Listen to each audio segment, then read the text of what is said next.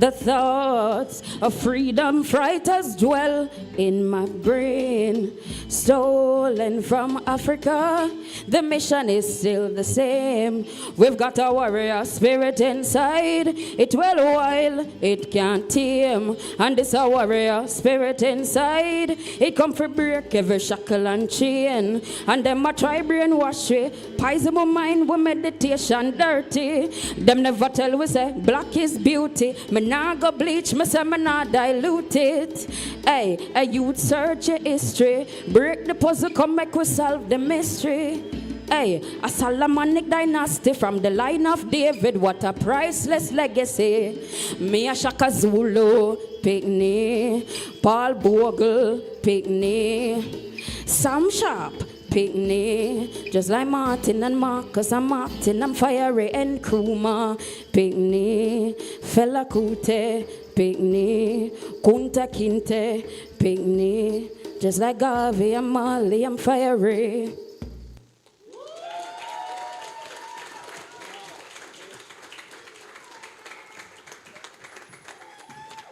Wow, come on, you have to give it up again for her.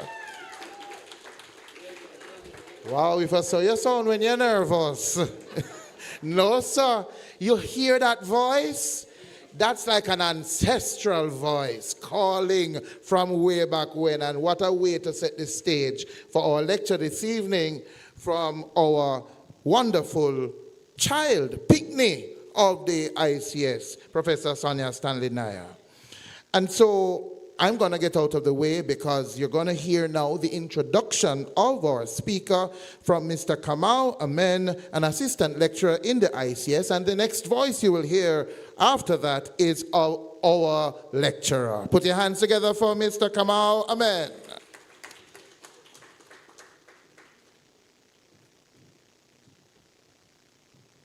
Okay, greetings all.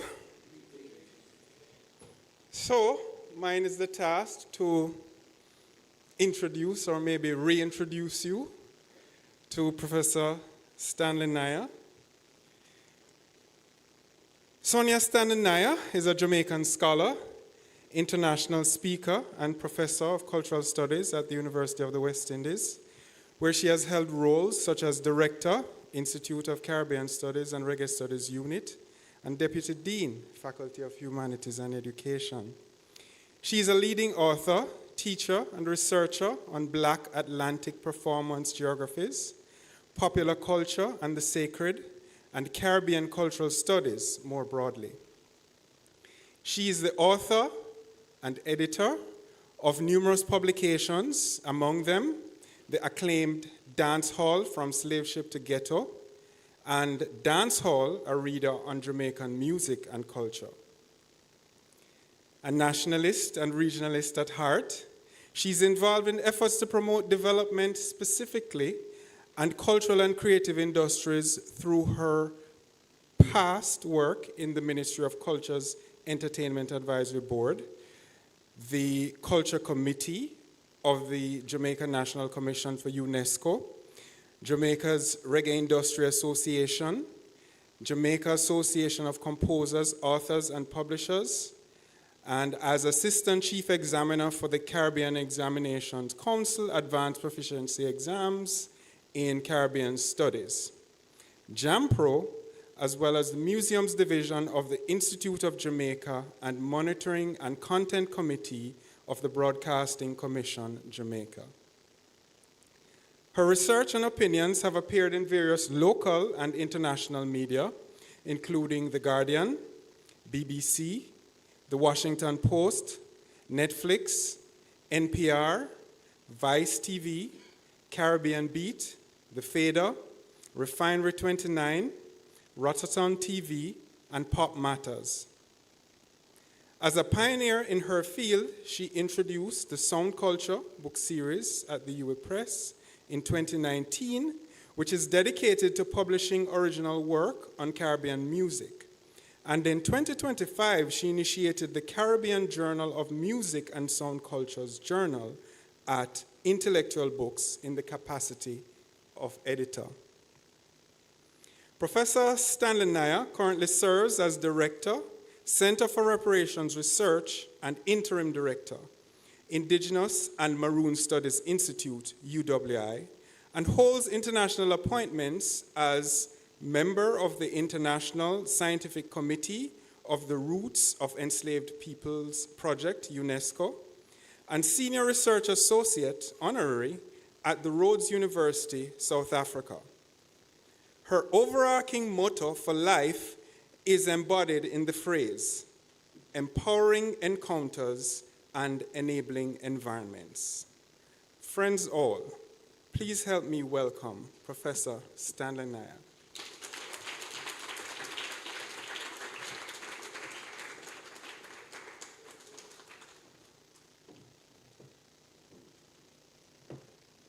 Greetings, everyone. It is always wonderful to be among family. When you're I always like to say, when you're in a lecture room, I kind of know everybody. Reducing what I would want to say this evening into, however number of minutes is the difficult part. So let's begin.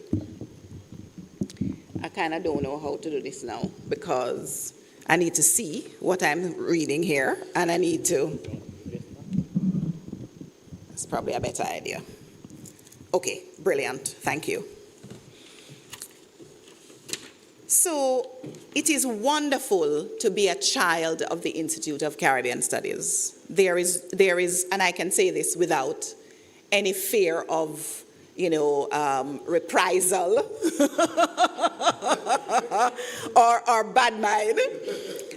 There is no other department that I would have wanted to be studying in.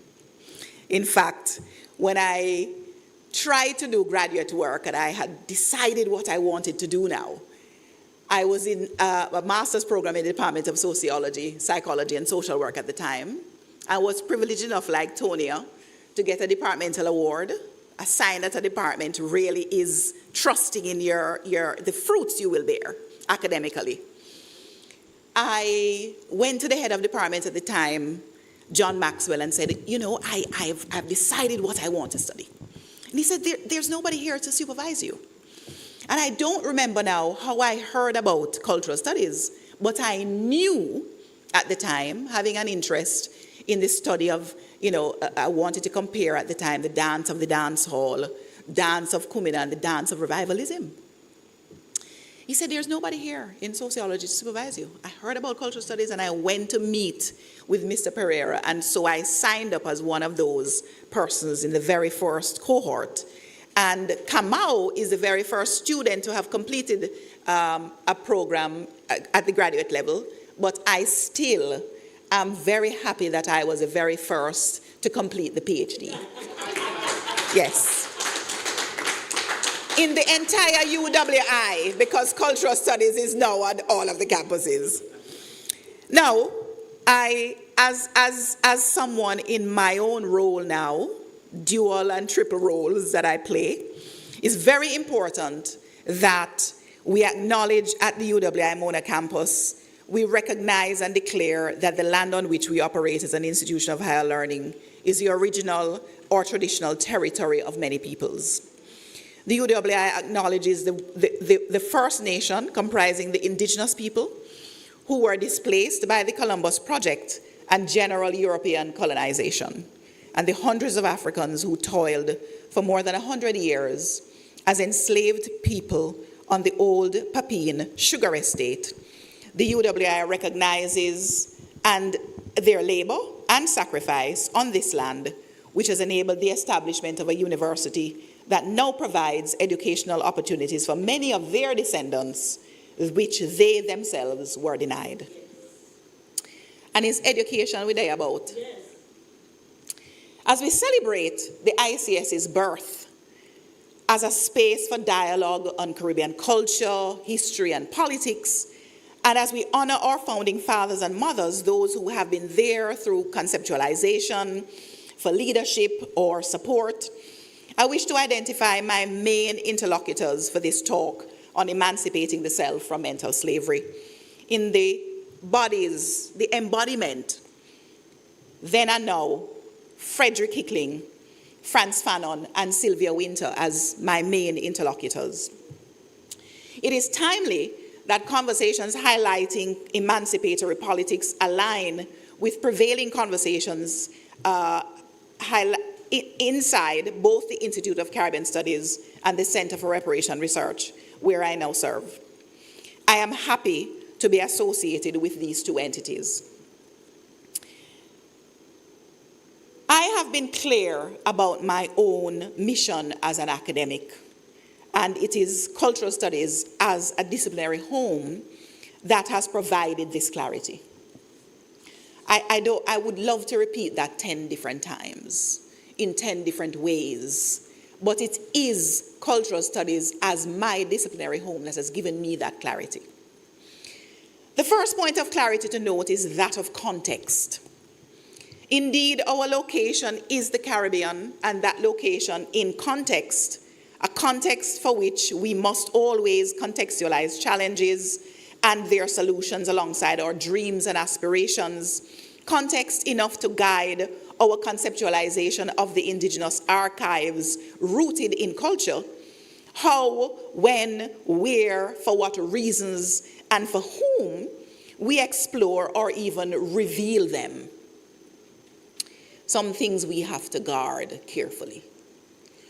I am a child of the Caribbean, the Black Atlantic, Jamaica specifically, but in this location, embodying a cosmopolitanism akin to that defined by Huon Wardle, just as my ancestors, your ancestors, did over the last millennium in particular. Therefore, today I begin with locating us in Frederick Hickling's terms through a psychohistoriographic analysis of this context in which we are located, in which I am located. This was motivated by encounters each day that tell us we are living in times when people still feel the legacies of enslavement and colonialism as real consequences. I begin by sharing a social media post as well as poignant songs for the times, and I don't know which computer I'm going to share these songs on, but I'm going to sing them. From the platform X, at MelVV145 wrote in response to @who's_that_chick on May 4, 2026, and I quote, "One of the most frustrating aspects about racism in the Caribbean, it's the constant denial of it, because people push the idea that it can't exist if we're all mixed." And I want to just enter into a conversation here through Freddie Hickling's own conception of psychohistoriography, which I now teach in a course called Psychohistoriography, Health and Reparatory Justice. In the Reparatory Justice Masters, we have a University of the West Indies alongside University of Glasgow in the Center for Contemporary, in the Glasgow Caribbean Center for Contemporary Development. And I really, get pleasure from teaching that course because it allows me to share with students this very mission that I have become clear about. So the Caribbean condition may be understood not merely as an economic or political crisis, but as a profound crisis of historical consciousness, identity, embodiment, and social being. Across the region, and particularly in Jamaica, various forms of unwellness manifest themselves through chronic disease and poor nutrition, violence and expanding prison populations, spiritual fragmentation, linguistic alienation, cultural denigration, psychological trauma, social distrust, and in fact, hyper-individualism. Imagine, forgetting the community, the village. These conditions are neither accidental nor reducible to individual moral failure. Rather, they are deeply rooted in the historical violence of slavery, enslavement, colonialism, plantation, capitalism, and post-colonial dependency.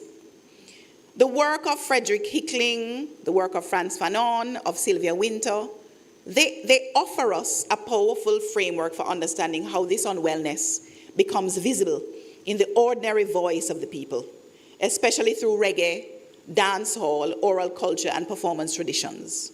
Music and performance become archives of collective psychic life, spaces where trauma, resistance, contradiction, despair, healing, and historical memory are publicly narrated. But I will come to this more so in a minute. What is this psychohistoriographic space that I wish us to occupy for the time we are together this evening? Hickling's theory of psychohistoriography argues that Caribbean societies suffer from forms of collective psychological distortion produced by slavery and colonial domination. According to Hickling, enslavement created a historical psychological injury.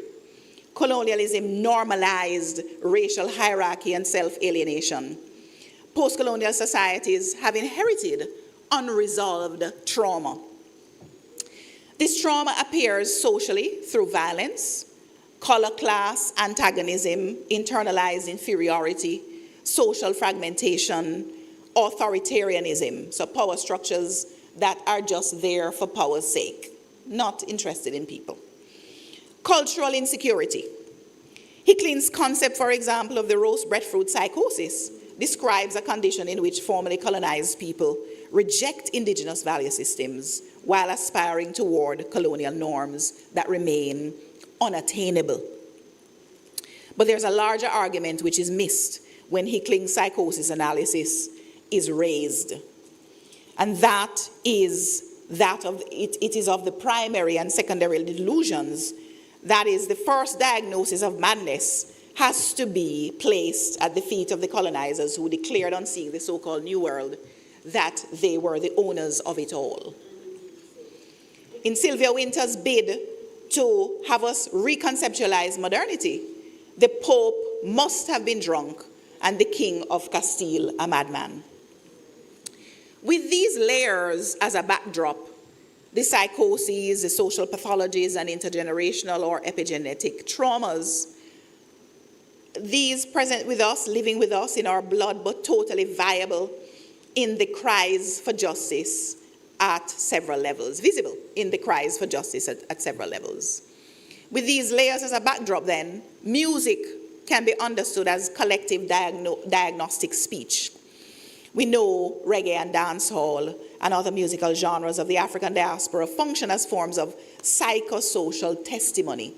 I talk about the music as a space to hear news. It's a way to test the temperature of the society. It's a way to diagnose and to understand. In fact, Nicole Plummer and myself are very proud of the work that we've been doing, for example, with an analysis of dancehall and reggae lyrics to map the society, the social concerns around gender-based violence. So the music can tell us so much about rage, spiritual confusion, political distrust, bodily suffering, economic disenfranchisement, and so on. And I really wanted to start, I wish this computer was on, I don't know why, but, and I don't think mine is connected to a sound device, but just imagine Sizzla's Dem a Gaze in your mind now, right? Artists such as Bob Marley, Peter Tosh, Burning Spear, Queen Ifrica, Sizzla, among others, have repeatedly narrated mental captivity, police violence, poverty, spiritual exile, historical disinheritance. Reggae's recurring emphasis on Babylon, on oppression, on captivity, suffering, they reflect what Hickling would identify as a population attempting to narrate the psychic consequences of colonial modernity. Music becomes communal therapy, historical memory, diagnostic, and even cathartic speech. I could also use the work of Frantz Fanon, arguing that colonialism produces profound psychological disorders because it recognizes humanity according to racial hierarchy. And we know the books, Black Skin, White Mask, The Wretched of the Earth, and so on. He also pointed us to linguistic alienation, which is very, very important. In fact, it is in my later years now that I'm understanding, You know, when you dream, the language you dream in says a lot about what is in your subconscious. So, for example, have you ever dreamt in a foreign language? Do you dream in Jamaican? Do you dream, when in your dreams, are you speaking standard English?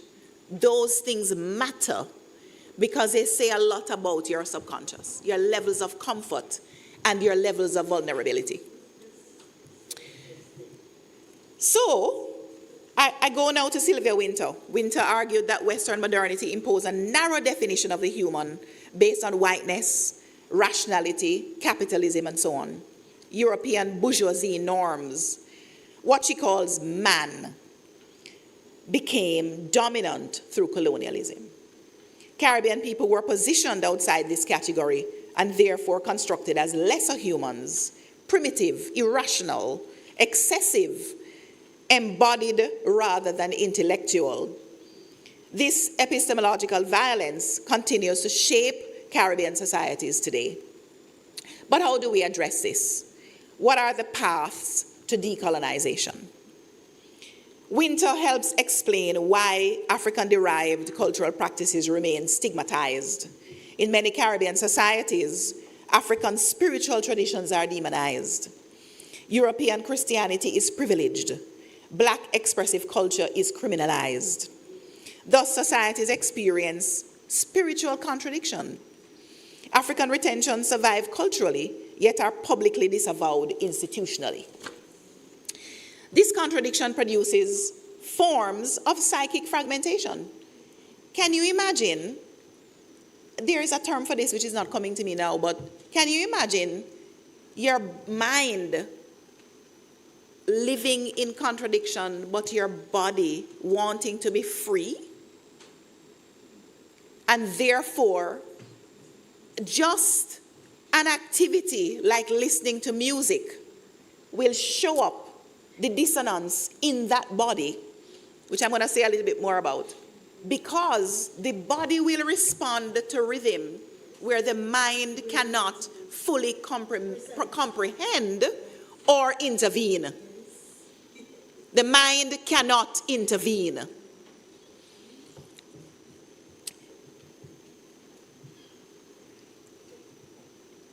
Where do I go from here?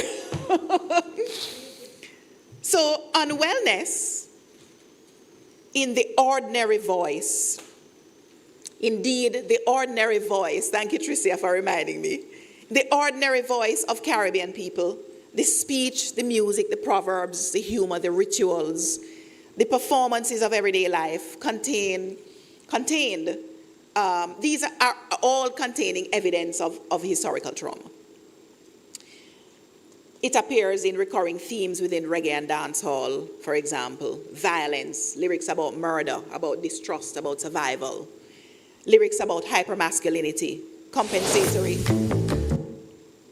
compensatory assertions of power, consumption, aspiration toward wealth and deprivation, amid deprivation, spiritual conflict.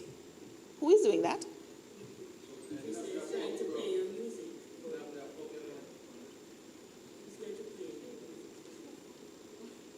You're trying to play something? What is that? Oh, you're trying to skip the ad?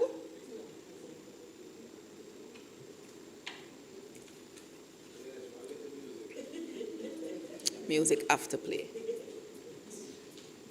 After play.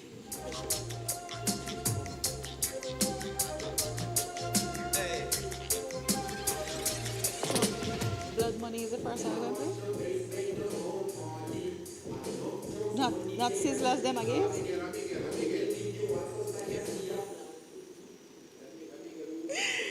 Yes, right? Thank you. Thank you. Thank you.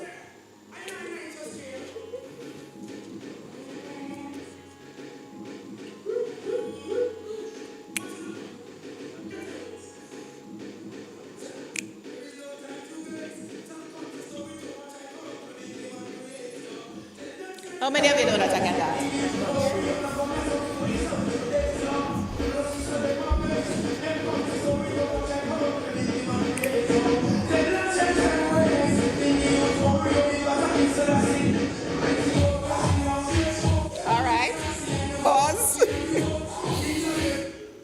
Yes, we might want to keep the music on and no more talking.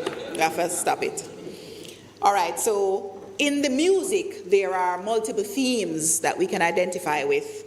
Bodily distress, migration, there's linguistic assertion, defense of Creole language or languages, Creole speech, resistance, calls for liberation and dignity. And in essence, when we put together the corpus of what is speech, music, proverbs, humor, rituals, and so on, there is one theme that comes back to us each time, and that is performance. Performance as a social text. Performance traditions range from dance hall to carnival, dub poetry, revival, ceremonies, kumina, sound system culture, and so on. And they communicate in very profound ways collective anxiety, this historical memory, bodily resistance, and certainly alternative futures. There is also the question of the public health and the colonial afterlives. The region's crises around obesity, hypertension, diabetes, mental health, prison expansion, and violence, these are real. The plantation economy normalized poor nutrition, exploitative labor, chronic disease, chronic stress. And in fact, the contemporary unwellness reflects these colonial afterlives embodied across generations. It is concerning that approximately 70% of our populations in the Caribbean are in fact vulnerable to non-communicable diseases, these chronic non-communicable diseases. So music is both the symptom and a healing practice for us. And I want to acknowledge this in the whole context of how it is music is used. And I'm going to come back to this context of the body. But the emancipatory politics of cultural studies is what I want to center our attention on. The emergence of cultural studies in post-war Britain presented a radical intellectual intervention into questions of power, identity, class, race, media, and everyday life. The field is closely associated with the work of Richard Hogarth, Raymond Williams, and Stuart Hall, whose work collectively transformed understandings of culture from a narrow concern with elite artistic production into a broader examination of lived experience, ideology, and social struggle. For post-colonial societies such as Jamaica and the wider Commonwealth Caribbean, cultural studies possesses a deeply emancipatory function. Oh, I think I'm gone too far now. Yes. No.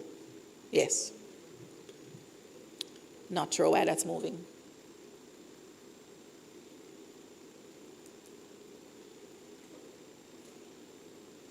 Not sure. For post-colonial, yes, deeply emancipatory function. It offers tools for interrogating colonial legacies, confronting racial capitalism, validating subaltern knowledge systems, and advancing, most importantly, reparatory justice.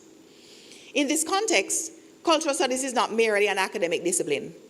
It becomes a political and ethical project concerned with liberation, historical redress, and cultural sovereignty. And I'm speaking to you, students, because I want you to understand that there's a mission when you are a part of a discipline that has an activist goal. Yes.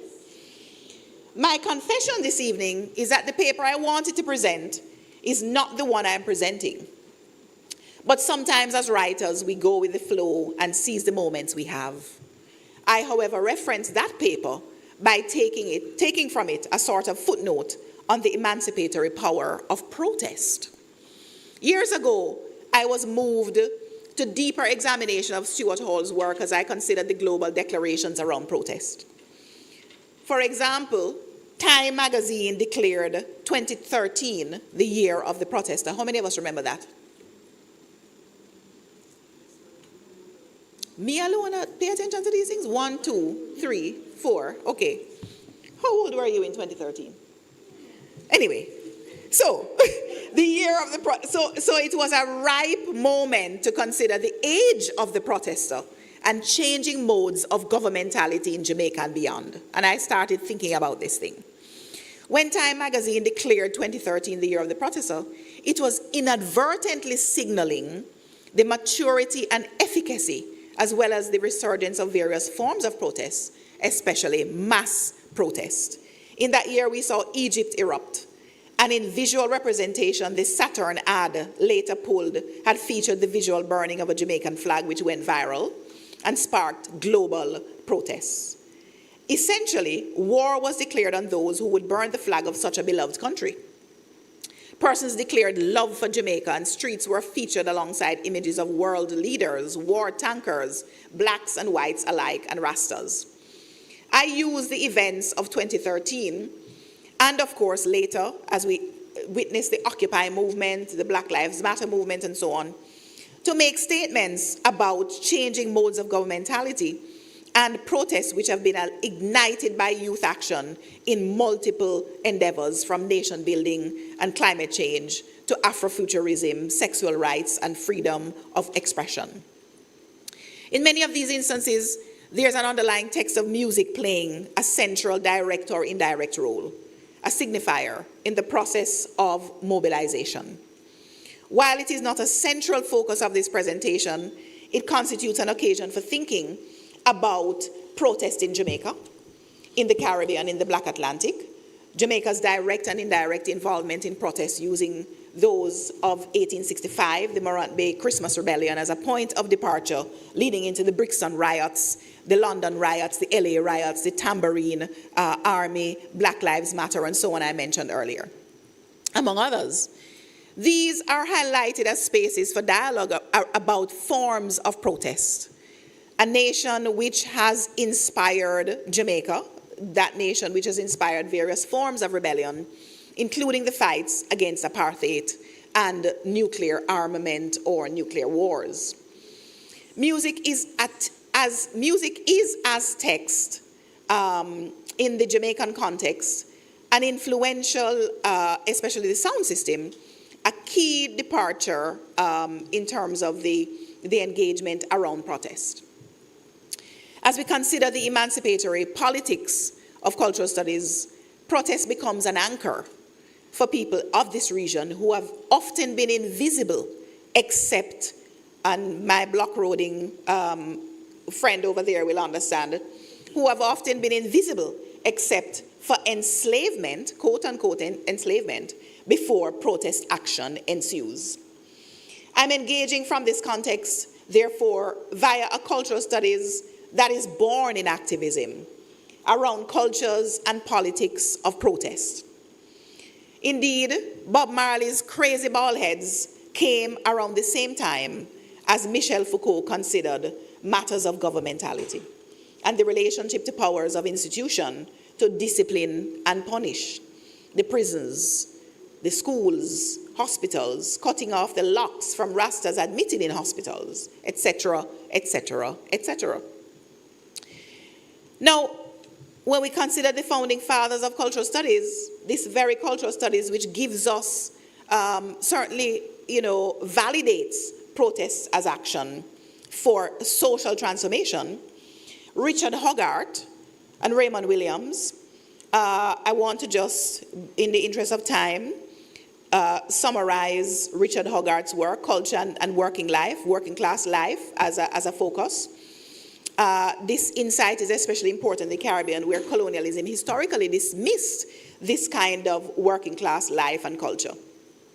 Certainly you can think about Kumina, revivalism, Rastafari, dancehall, carnival traditions, is all emerging in some way as this everyday life, even from people who we would consider below working class, the ordinary poor of these countries.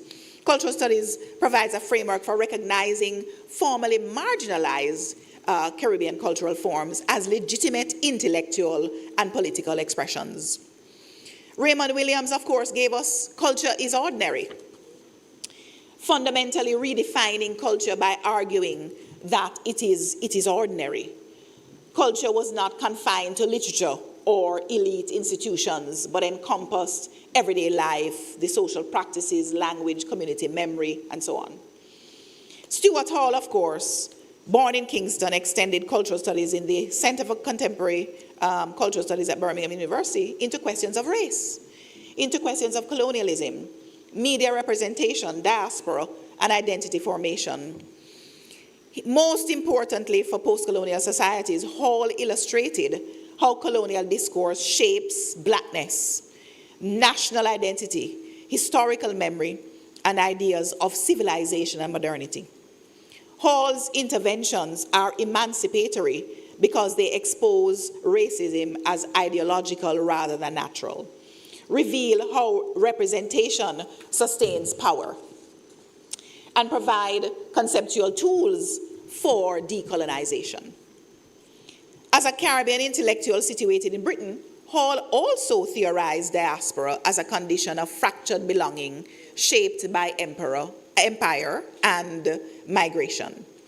With the task of emancipation yet incomplete in this context, this here Caribbean Jamaican context, cultural studies offers an emancipatory politics like no other discipline for me, in my experience. The emancipatory politics of cultural studies emerge from its commitment to exposing and transforming systems of domination. And so it's not uncommon for us to understand cultural studies disrupting assumptions by centering subaltern voices, oral traditions, vernacular knowledge, and Black Atlantic histories. This intellectual shift in and of itself is emancipatory because it restores historical agency to formerly colonized peoples. And I must also indicate at this time that when we talk about the post-colonial Caribbean, we must also remember that there is the colonial Caribbean. There are countries, overseas departments, and so on, still connected in this 2026 to these former colonial powers. So we can argue cultural studies in this context, knowing fully well Hall as a founding father, what his contribution has been. Cultural studies then is also about a question of reparatory justice. The question of reparatory justice is central to the role that cultural studies must play in the Caribbean today. It's not an accident that somebody with a cultural studies degree is now the director of the Center for Reparations Research. Reparatory justice, in terms of the CARICOM Reparations Commission, articulating demands for things like a formal apology, or formal apologies, educational reform, public health initiatives, and so on, debt cancellation. These are definitely part and parcel of what this kind of activism in cultural studies must do. Reparations are cultural as well as economic.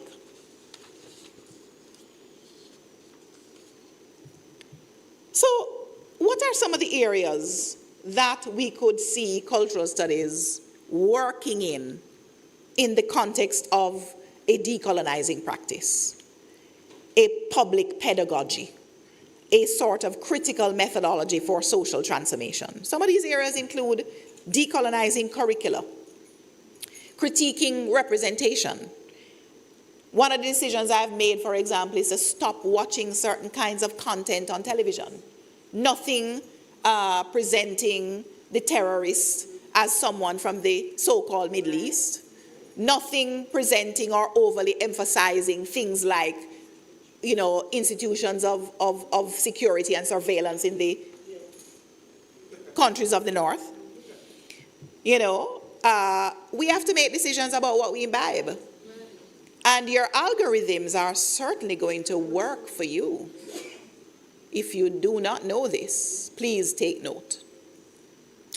Preserving cultural memory and, of course, supporting historical redress, those are things that cultural studies must do.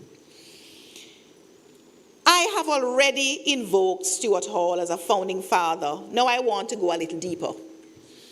I first heard Stuart Hall in 2000 at the University of Birmingham speaking on cultural studies, but he said something profound for me in his talk at the International Crossroads in Cultural Studies Conference, the largest conference in the discipline.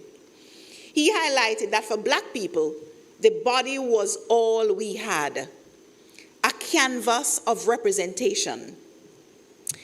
Inspired by this, I have invoked this perspective on popular cultural traditions in the African diaspora in my published work on Jamaican dancehall, and I highlight it today to make a larger point. What is this point? It's a really obvious point, but I have never said it. And I'm up here and I'm going to read your responses to this point.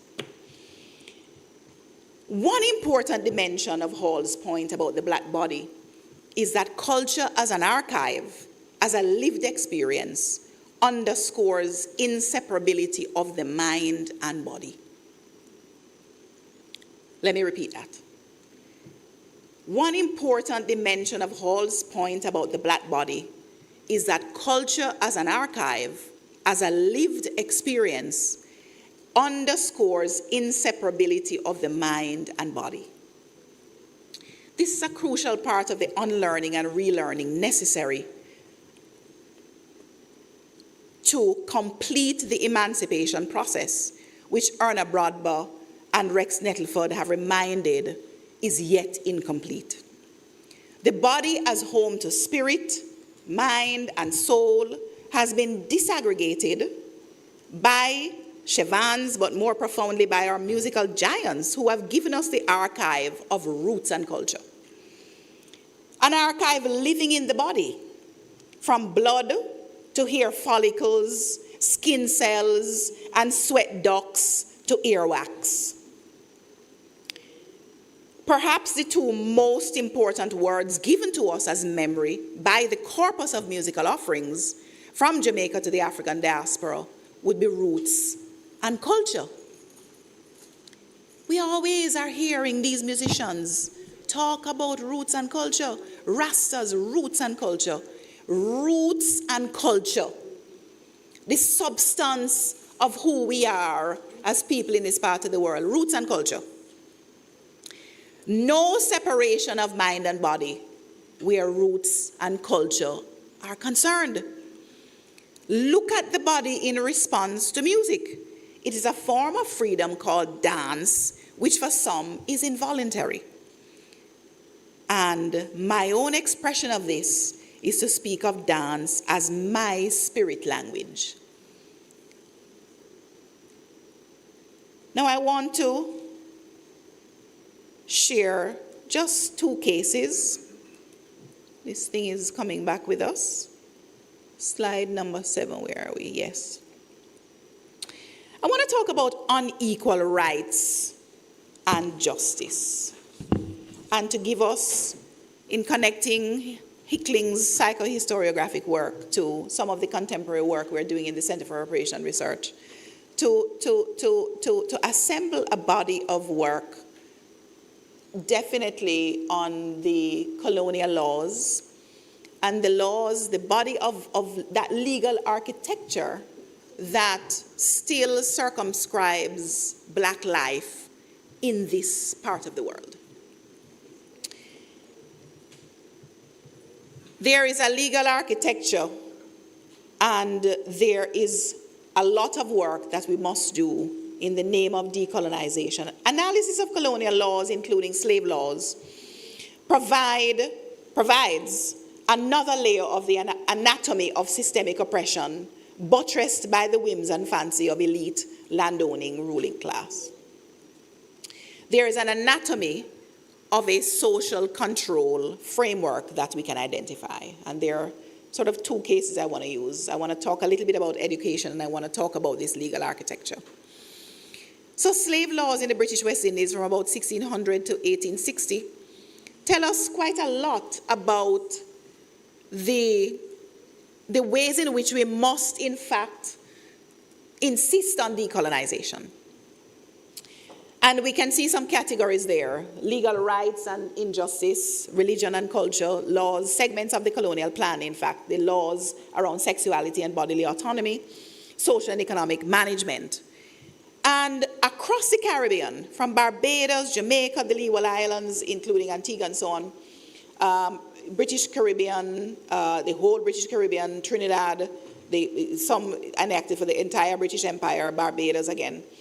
There are laws, the Barbados Slave Code, of course, 1661, very important if you don't know about it, defined enslaved Africans as property, legalized corporal punishment and restricted movement and assembly. This is the first comprehensive slave code in the English Caribbean, model for other colonies. The early Jamaican Slave Act, 1664, modeled, adapted the Barbadian model. The Consolidated Slave Act strengthened plan. Hear my historian over there. In church, what is the word? Cantata? Strengthening the planter control and growing enslaved population. 1696, Leeward Islands extended regional consolidation of plantation governance. Series of slave laws, 1702 to 1720s. This is a response now to Maroon resistance and frontier warfare. A series of laws enacted in that time. 1923, again, the Slave Act of 1973, institutionalized plantation order during the sugar boom. 1733, Act for Better Order and Government of Slaves. This was the reaction to revolts and fears of insurrection. 1740, Jamaica became one of the most influential slave laws in the British Caribbean. It's a comprehensive legal regime, including punishment, policing, limited protections, and it criminalized resistance. And we could go on and on and on, this going all the way up to 1816, Barbados, the post-Bossa rebellion laws, reaction to major uprising in Barbados. The Amelioration Acts of 1823 across the British Caribbean, in response to abolitionist pressure, largely ineffective in practice, but of course on paper sounding quite lofty and glorious. Slavery Abolition Act of 1833, coming into full emancipation 1838. Still in the 1840s we were seeing vagrancy and labor laws. So these kinds of ways, certainly mechanisms in the anatomy and framework of control, persisting into the 1840s to the 1860s, vagrancy being used, for example, as one of the ways in which we could just carry people off the street, and certainly trying to not have people assemble, no loitering and so on. Not to mention the medical laws, and of course, Dave Goss's fabulous book, on bedwood gives us a deep-rooted introduction into the ways in which these laws were used to criminalize blacks. So there are patterns that we can identify across these laws, and I've done a bit of mapping there, certainly from the categories you would have seen. I'm not very good at using PowerPoint when I'm talking, unless I'm only talking from PowerPoint. But of course, we can see noise management, religious restrictions, all of them cultural erasure, all across those years, still a legal framework that's circumscribing black life. I don't know why this thing is, because I'm pressing the wrong thing? No. All right, anyway. There are key patterns across these laws. They are defining Africans as property. They are instituting corporal punishment, mutilation, execution, legal tools of control. These major uprisings like the Taki Rebellion, Bossa Rebellion provided more restrictive laws, increased militarization of colonial society. And you might be wondering, why is this cultural studies scholar interested in this history? Is somebody wondering? Anybody wondering? Nobody wondering. Because guess what? When I started my PhD, I became a student of history. For the first time, and I'm now an advocate of the study of history, for the first time, I needed to teach myself the history I needed to know in order to understand Jamaican dancehall and where it was coming from and where it was rooted. You can't become a sovereign learner without knowing where the sitting where you study come from. You have to be a student of history. You have to be a student of history. There is something called intellectual genealogy. So even for something you are researching, go look at the history of that thing. There's a concept, go look, go find it. I remember spending 2 weeks to research the term Fassi. It's the longest footnote in my PhD thesis. 2 whole paragraphs taking me back to Ghana. You wouldn't believe it. Yep. Intellectual genealogy. So there is no confusion then in trying to map how it is cultural studies as an interdisciplinary, multidisciplinary, transdisciplinary discipline would be interested in any combination of disciplines to make visible what is invisible. Its emancipatory framework, or raison d'etre, becomes the reason for engaging with whatever is needed to make visible that which is invisible. So, if we do a comparative analysis, racial hierarchy is instituted in these laws. Surveillance, resistance and repression of certainly any kind of protest or rebellious action.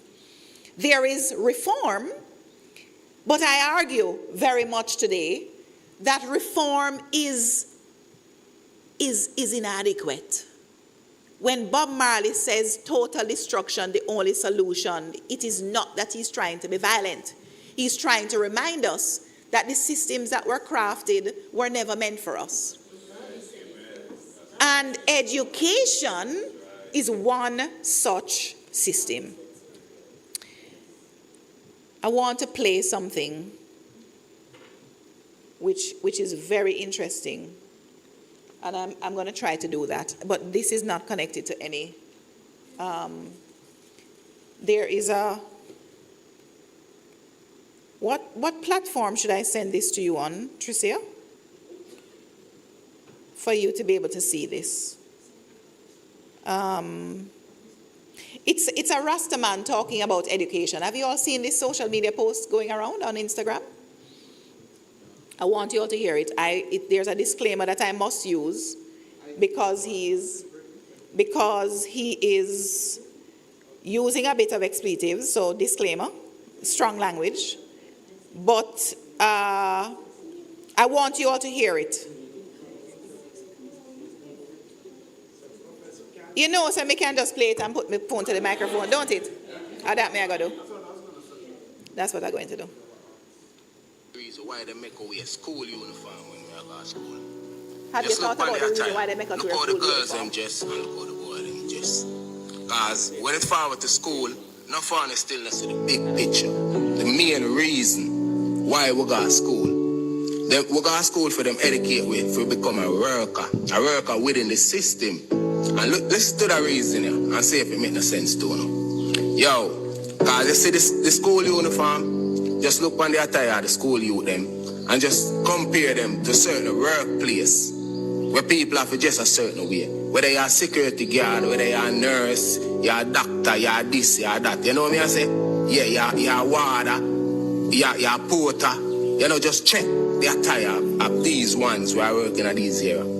And say if you see a slight comparison compared to when you go to school. Back in the days and you have to wear school uniform. And the thing is, when they leave school, you know, the first agenda, the first thing you have on your agenda, I forget a job. Me wrong or me right? A job. Everybody I say, yo, you're not gonna look at work where you yourself could hype up to get a job. And yet still, who know what kind of job you're gonna end up get. And if you end up get a job where you have to go just a certain way where you have to go wear uniform again, you would not go look on it now the mindset for you say, yo, but me just leave school one day and say me done with school uniform and now me I go work at a place and me have to wear a uniform. You know what upon your mind mostly? Month end or fortnight or weekend, the paycheck. I just let's say you're focused there, you know. You would not think nothing otherwise, you know, than to end up start work and forget the pay. And education where we got school can receive. Where we use it for do? want to tell me where we use it for do? The education, where we left school and say we are work. The majority of we end up in some work right now where we not use the education. All of this subject, when enough people leave school with, and then a certain work era, them not use these subjects. What the meaning of these subjects? Why you have to study these subjects? Why you have to pay for all these subjects? You know what I say? And you still when you get a work, you not use these subjects. When you see a program, when you see the program all now, let me explain some more. Because probably not fun to see the program all now. Because the program is the school system educate we for become a worker. So when we leave school, we can't use the education that we leave school with for do nothing else more than for get a job with. And when we get a job with this education, only the requirements needed the education. Like in a sense, them have to sure, them have to know say how you can read. You know, them have to know certain things boy, by filling out these application forms. So Carly say, for most of us, at this the education done. By filling out these forms. You know what I say? We not use the education in our day-to-day living. So why is it so important for our school to get an education? What the purpose of education? As something we can use to maneuver through liberty. Like for instance, you're a farmer. How your education help you? You know what I say? If you can read the product them and these things and know so they say it done. So you see the main reason for education. If you just can identify, say you can read. You know me, I say, you're illiterate. That's the only purpose of education. What I'm telling the man, they work on rubbish truck. How them use education? If you don't say, yo, them a go on this route and them a go study for lift up garbage. He goes on. This thing troubled me today. And I'm a researcher, so I'm going to read the comments on the post. And of course, there were persons who agreed with him because what he's saying can resonate with us, even as educators, some of us. And then there are others who said, oh, no, you're a madman, you don't understand. Education is a social good, it's something good. If you go to school, you're going to learn, it's not a program. What do you mean? So they are not looking in a deeper way at what he's saying. And yes, there is no day that we would not advocate for education, but what kind of education? This is where I'm going. While we have progressed beyond the limitations of no education, we must move to right the wrongs of our education system that keep us locked into imbibing knowledge about our oppressors and of ourselves as inferior. The Caribbean experience is marked not only by histories of enslavement, colonial domination, and psychic fragmentation, but also by continuous traditions of resistance and self-reclamation. Part of the self-reclamation we must do is to take the approach of not reforming education, not reforming what is this education system that was never built for us, but re-engineering. A word I prefer to use, re-engineering what is there for us. And this is not a statement about all of it being bad. This is a statement about the fact that the transformation in education that we have been looking for, that we've been waiting for, that we have paid taxpayers' money for, has not been realized. Has not been realized. And if when I say to you that cultural studies, doing a PhD in cultural studies brought me to history, that should really shame anybody who is a historian or interested in advancing any kind of history education. Why would I have to wait to be doing, as a matter of fact, one of the things I said in my professorial inaugural lecture last year, you shouldn't have to wait to come to a tertiary institution to learn about yourself. That's the education that's out there. One that alienates students from themselves, one where they can't see themselves in the history they are being taught, one that pushes them to swat and to regurgitate still, even when critical thinking is what is said is being encouraged. Something is wrong if all we are doing is producing service economies in the Caribbean. How is that transformation from the days of enslavement and colonialism different to today? I talk about a superficial transformation. The transformation that I can see is superficial. We are not walking around in chains, and we are not being told necessarily, how to dress, or, depending on the workplace you are in. But there's a superficial transformation. And it is only an education system that can show us to ourselves that will matter, ultimately, for the transformation of our people. Otherwise, we are producing people, he just said it, to send people to work for other people. So I wanted to give us some paths to understanding this reclamation of the body, this reclaiming the mind, decolonizing consciousness, and so on. We must engage with those thinkers who have tried to put us on the path of decolonization. It is not something that is rudimentary. It is ultimately and fundamentally necessary. It is to begin to trust ourselves.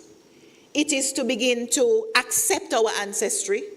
It is to begin to internalize not superiority, but certainly not inferiority. We don't need to present ourselves as being superior. This is not about a one-upmanship or any navel-gazing. This is about social transformation. Liberation, therefore, requires psychological decolonization. Freddie Hickling has put us on a great path with that. Recovery of historical agency and affirmation of Black humanity. There are ways in which we can see reggae, for example, as intellectual and spiritual liberation, doing the work of trying to make sure that we understand ourselves as a people with a history and pride, as a people with anti-colonial consciousness that can help to transform our societies, with repatriation of our own selves. We can move as we need to other countries that give us an understanding of African pride. We can know our history. We can reject mental captivity, and we can certainly reclaim African dignity. We also must reclaim language. We must stop talking about Jamaican Creole and what I call Jamaican as inferior languages. We don't even need to use the term patois. It's Jamaican. In Finland, where Finnish is of no use to anybody across that border, Finnish is taught in schools. Don't tell me foolishness about the fact that Jamaican is not a language of business or of education. What is that? How are people going to be rooted in their identity if they can't even dream in Jamaican? That's what I'm talking about.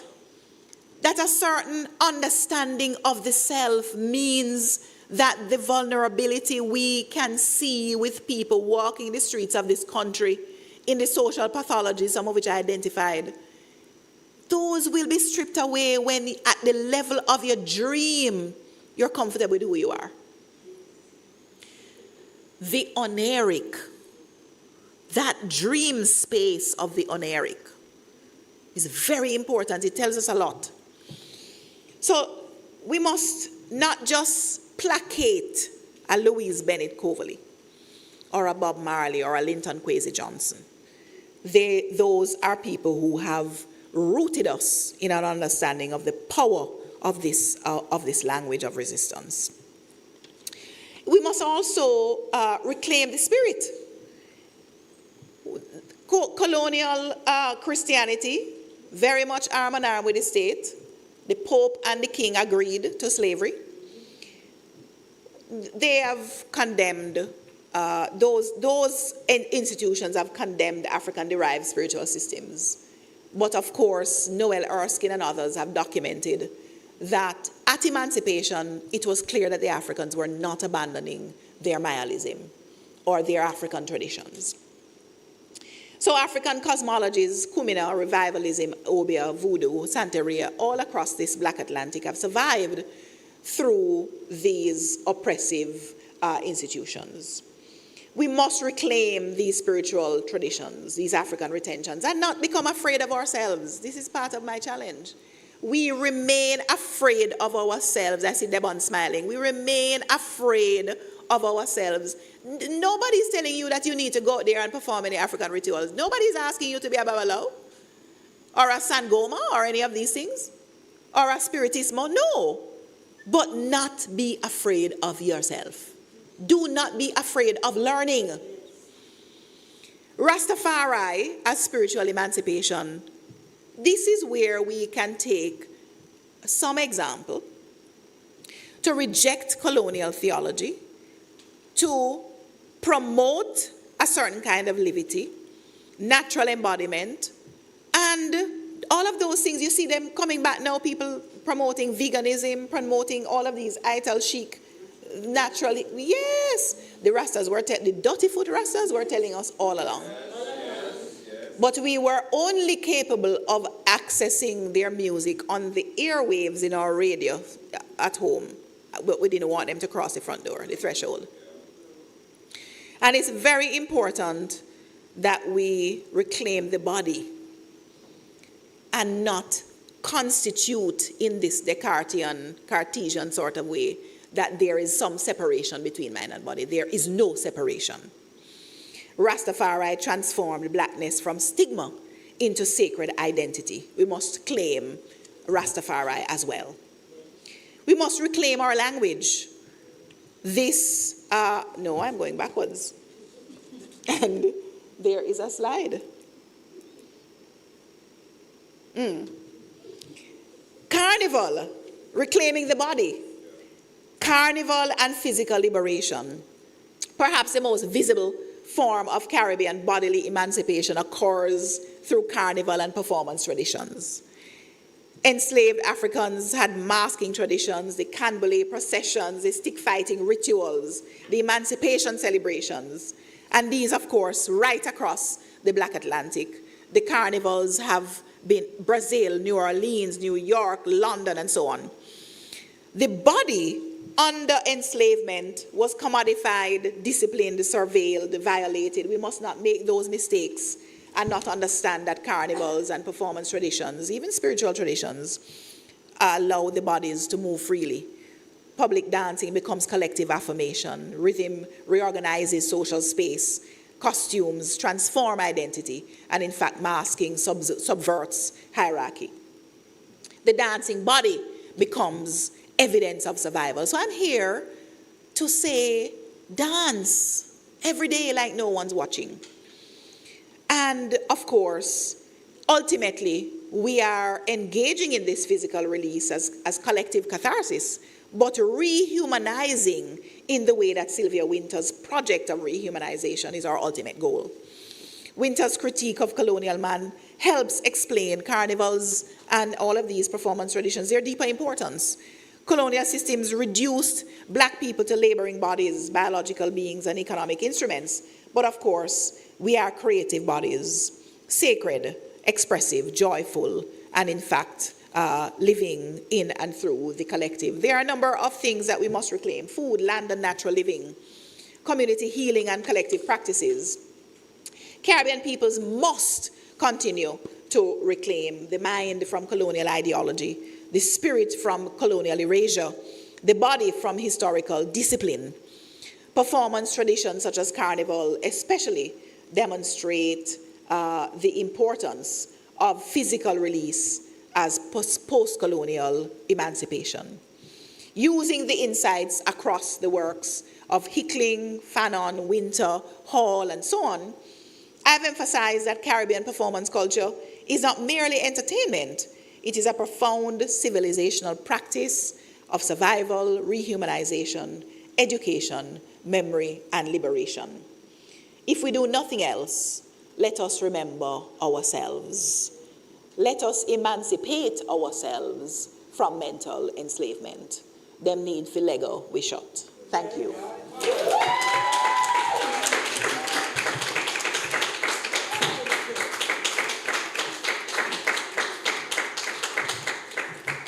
No, you can't stop the applause yet. We can't stop the applause yet, and I know we are applauding where we are.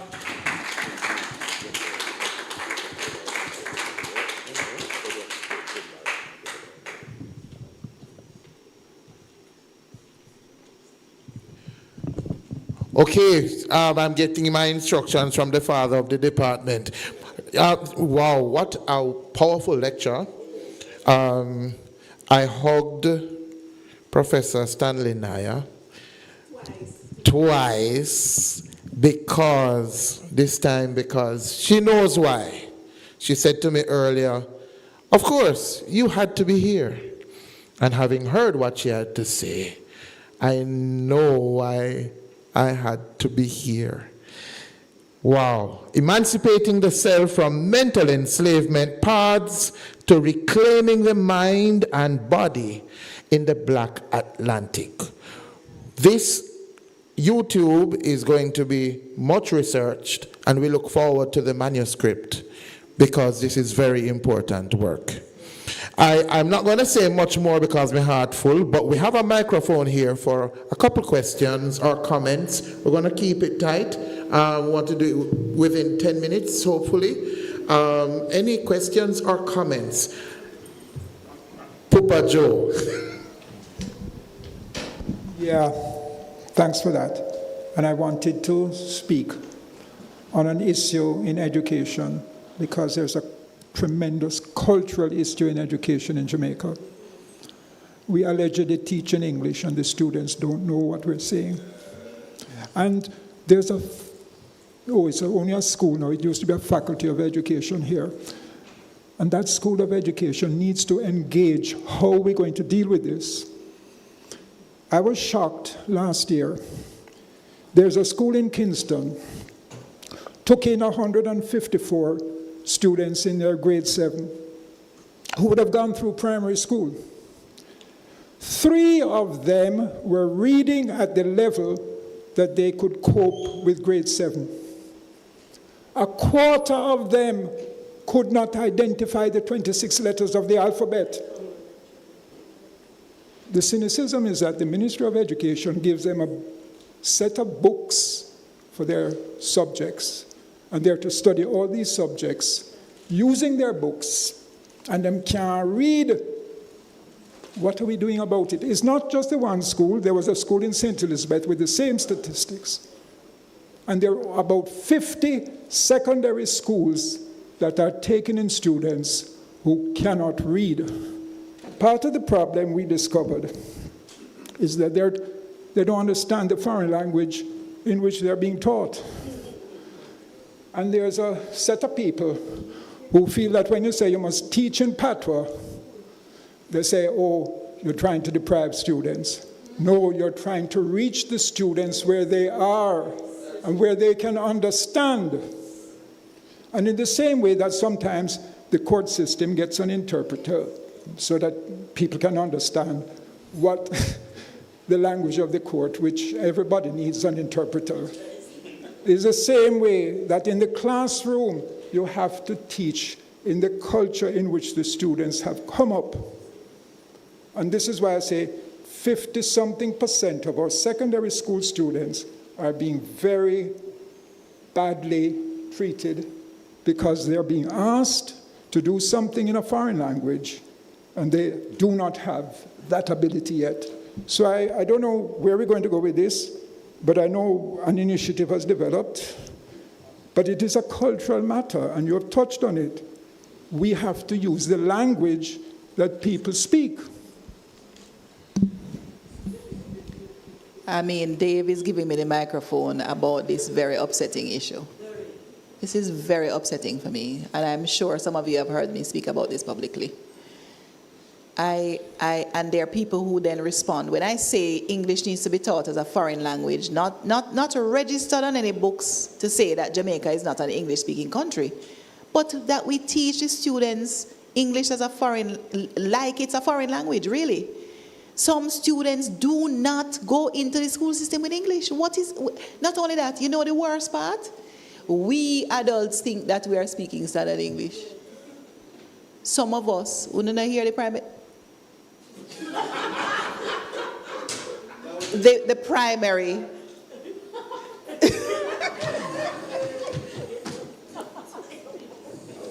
The primary.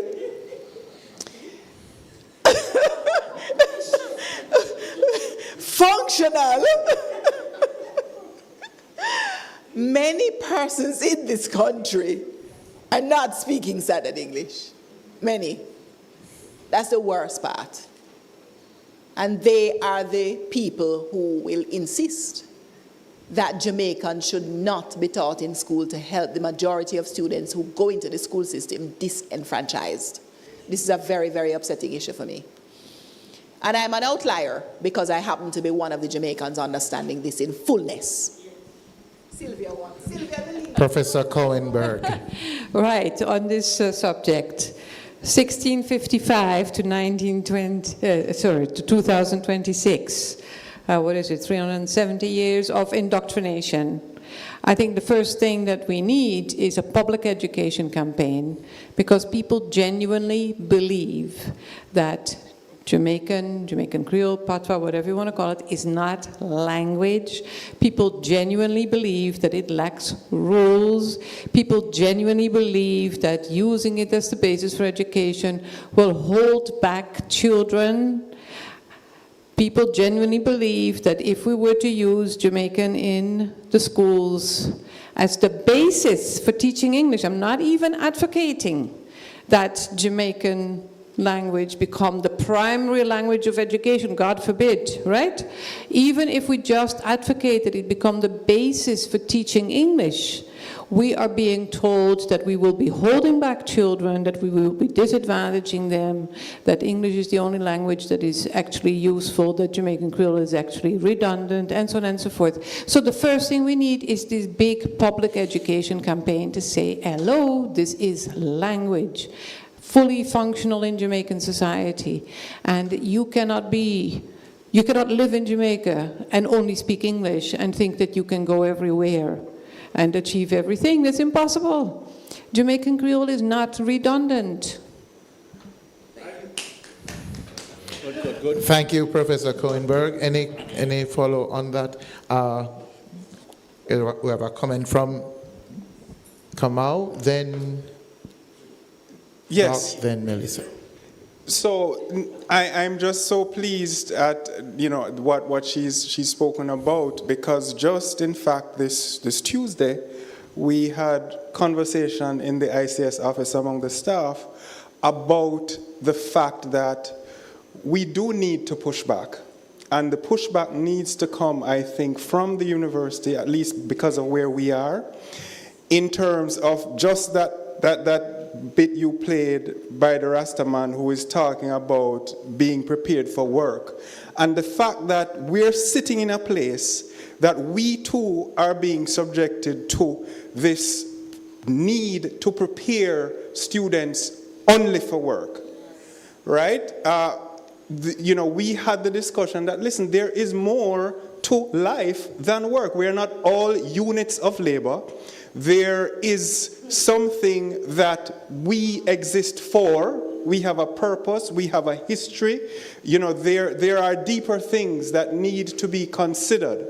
And even if you're trained in history or anything else, you as an individual, you're being prepared to think. And that is the most critical thing that we should be focused on. And so that we, as I know, right?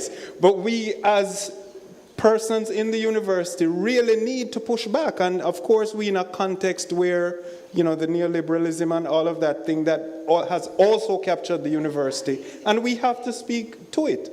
I'll end there. Yeah, thank you. Professor Kamel Roof. Thank you very much, Professor Stanley Niaah. Amazing. Thank you for this lecture. I think I want to ask us a question because as I look on the slide, we all know the issues. We all know the reports about the schools that are underperforming.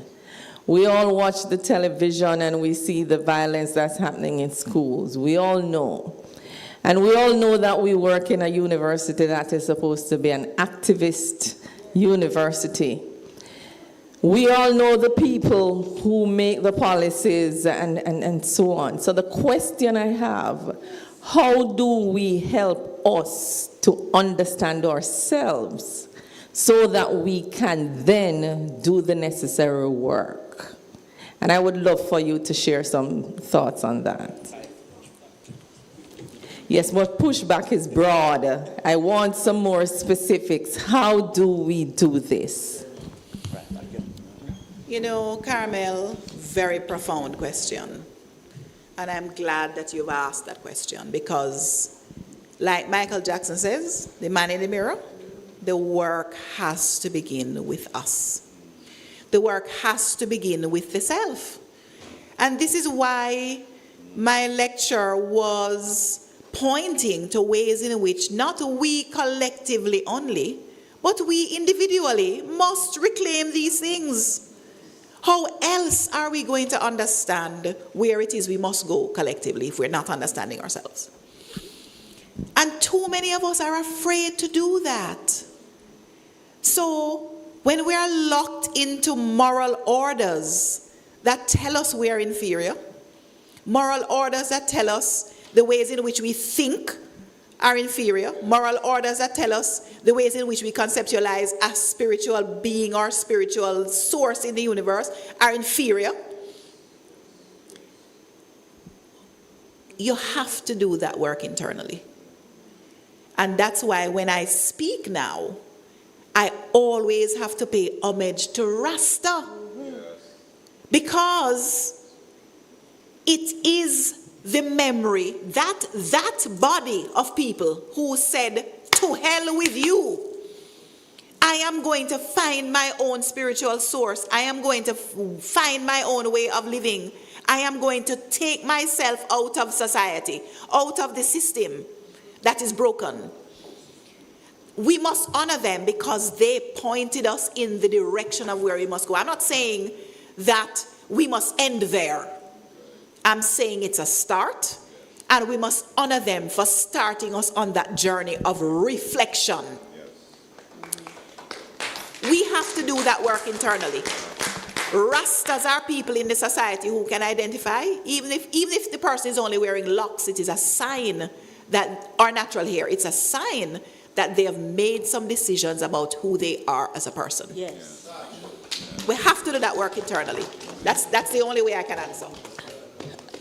I want to just jump in quickly to say to you that today I had a conversation with a Spanish teacher, my friend, and she said to me, Melissa, you think you have problem at teach the Pitney them history? Imagine trying to teach Spanish to Pitney where they don't even know English in the first place.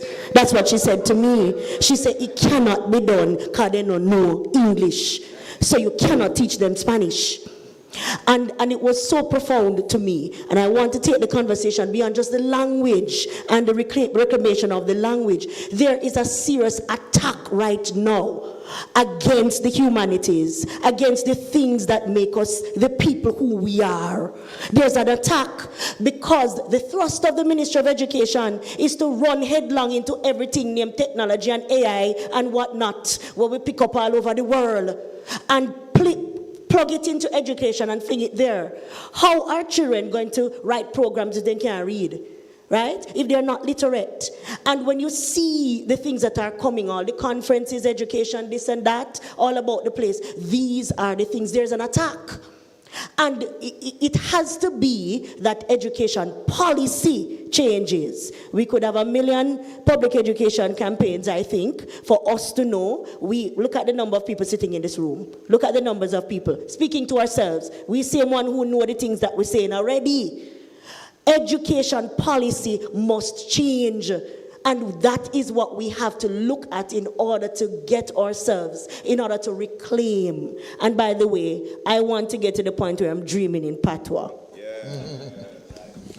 Thank you, Melissa. We do have, Melissa, remember we have a huge audience of persons in this room through the technology that we have and who will be referencing this lecture in the future.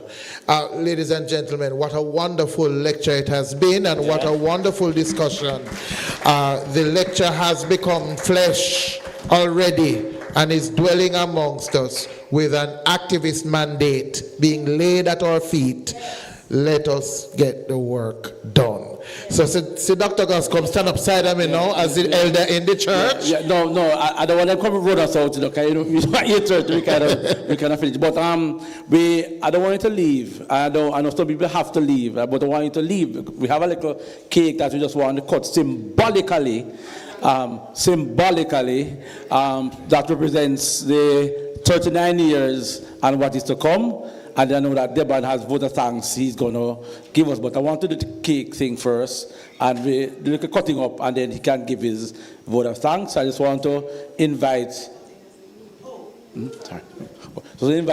Candia, Dr. Candia Mitchell Hall, one of our, for what they call it, I'm looking at medium years lecture, because personally I myself we're going through the door. So one of our medium, younger lecturers to come and to represent the ICS, and the grandpapa. A grandpapa, you call it, no? No, me never call him grandpapa. It's papa. The papa. So where will you come? I have to cut. Let's cut a cake for us symbolically, and the camera, and we're going to probably say, what we say, how we say, no, hippie bore. That's what we say. You lead that section. Happy birthday. Oh, well, we have to sing the happy birthday song, Miss Lou style. 1, 2, 3, and happy birthday, happy birthday, happy birthday, dear ICS, happy birthday. May God bless you, may Jah bless you. Happy birthday to you, dear. Yes, happy birthday. Hip hip. Hip hip. One more time, hip hip. Yes. The cake cut already? No, we're supposed to go 1, 2, 3. No, come cut it again. Huh? You did it in your heart? Me never even see. Come, all of the ICS babies, come stand around. Yes, and the picture. So we're going to stage it now. We are cultural people. So let's go. After 3. Yeah, man, we're going. Yeah, nobody show which party cut already. We're going like it never cut yet. After 3. 1, 2. I can't count, you know.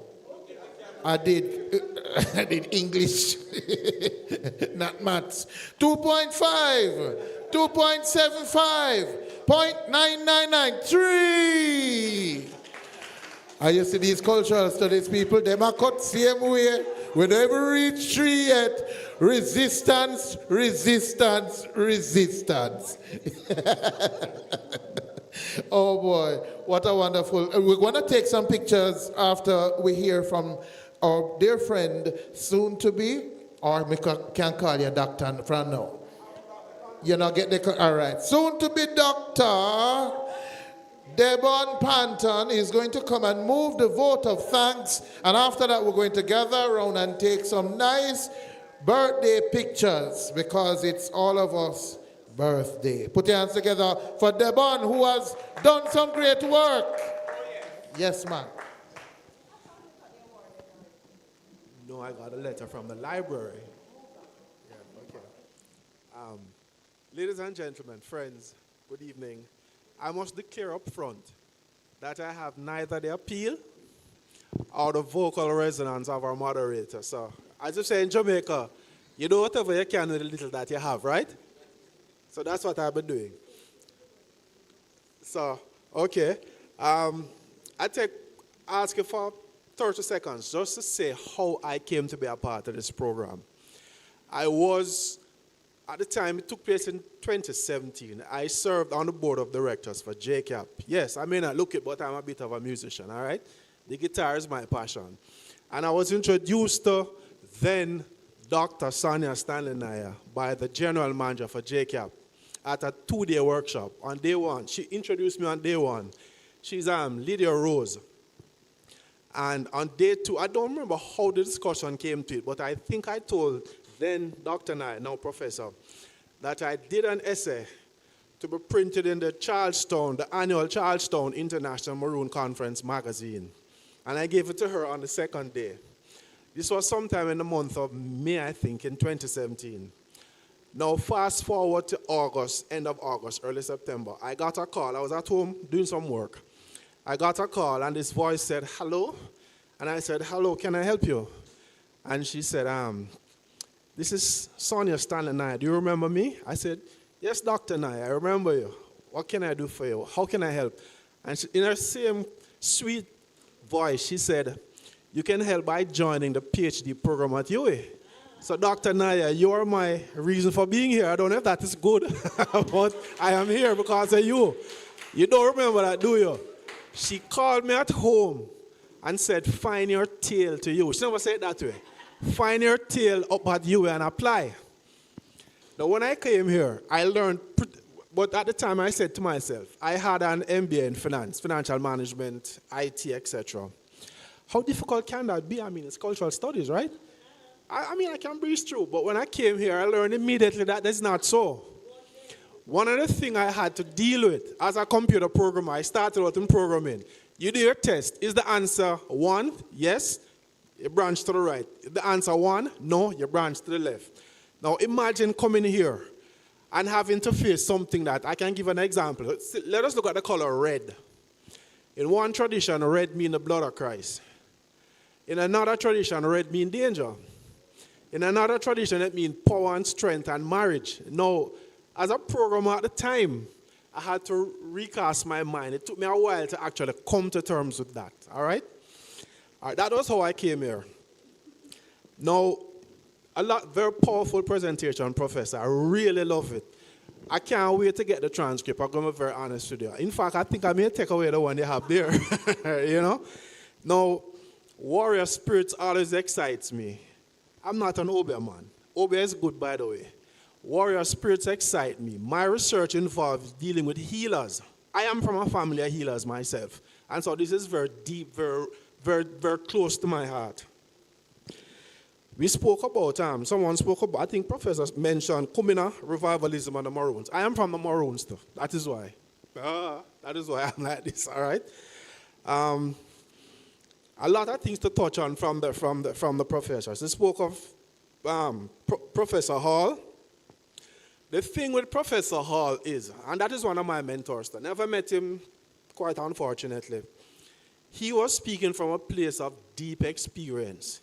He was the darkest in his family. His very own sister, same mother, same father, kept telling me he was too black. His mother did not allow him to bring friends from JC to the home. All right, so when he went to UK, he was trying to get away from that too. All right, it influenced his work. The mind-body disconnect resonated with me, where the body responds to the music, but the mind is fighting it. All right, I'm trying my best to touch on that. But anyway, on behalf of the Faculty of Humanities and Education, the Institute of Caribbean Studies and Center for Reparations Research, and on my own behalf, I will have to say a very hearty thank you to Professor Sonjah Stanley Niaah, to Papa Dave Goose Goss. The Goose is his pet name. That's another story. We can get into that another time. That's another story. And our astute moderator, Mr. Hugh Dawes, the man with the appeal and the voice. Dr. Dion Edwards, Dean of the Faculty of Humanities, and Mr. Joseph Pereira, former Director of ICS, Mr. Robert Hall, Cultural Studies, myself, yours truly, Miss Janelle Jones, Mr. Kamal Amen. These are all, added to the value of the experience here. Professor Stanley Niaah, I have to mention you again. You're a special guest. So once again, I thank you for that high-power, very thought-provoking presentation. I also wish to thank you all for attending, both here in attendance and in cyberspace, and assisting in continuing the remarkable success that this series of lectures has put together over the years.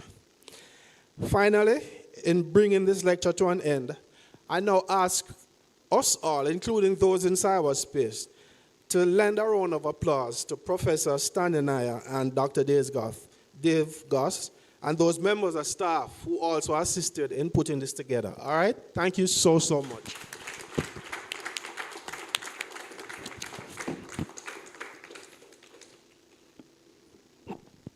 And we thank you so much, Devon, for moving that vote of thanks. As we go, I want to thank you all for attending. Thank you all those who joined us online, and to also ask you to recommend this lecture to the persons you know who are involved in policy, in education, and in all the other ways of activism, including our ordinary citizens of the Caribbean who could learn much and do much from the activism laid before us this afternoon by Professor Stanley Niaah. I want to also remind us that this is in the tradition of Stuart Hall, who says of popular culture, which was heavily quoted by Prof, that it is the arena of consent and resistance.